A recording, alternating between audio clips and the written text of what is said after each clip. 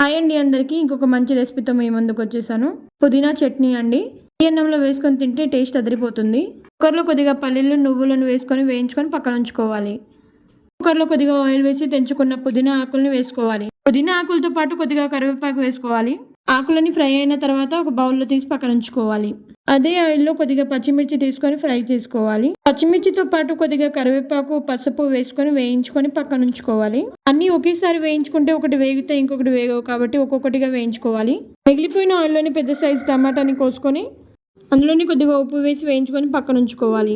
ముందుగానే వేయించుకున్న పల్లీల నువ్వులని ఒక మిక్సీ జార్లో వేసుకొని అందులోని కొద్దిగా ఉప్పు, పసుపు వేసుకొని గ్రైండ్ చేసుకోవాలి. తర్వాత మనం ముందుగానే ఫ్రై చేసుకున్న పచ్చిమిర్చి, చిన్న పుదీనా వేసుకొని గ్రైండ్ చేసుకోవాలి. తర్వాత మగ్గించుకున్న టమాటాని వేసుకొని అవి కూడా గ్రైండ్ చేసుకోవాలి. వీడియోలో చూపించిన విధంగా గ్రైండ్ చేసిన తర్వాత కుక్కర్లో కొద్దిగా ఆయిల్ వేసి పోపు దినుసులు వేసి కరివేపాకు వేసుకోవాలి.